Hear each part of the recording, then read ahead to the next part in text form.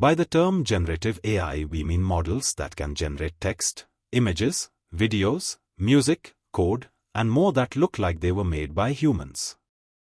Today we are using variety of Gen AI tools for variety of purposes.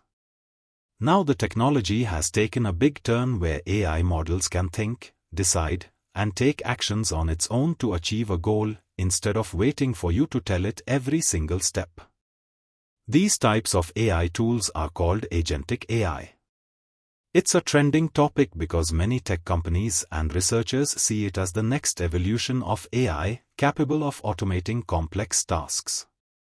In 2026, it has been noted numerous job openings for AI engineers, technical architect and software developers at various big firms including Amazon and Dell, requiring skills in Python programming, prompt engineering, cloud platform, LangChain and many more.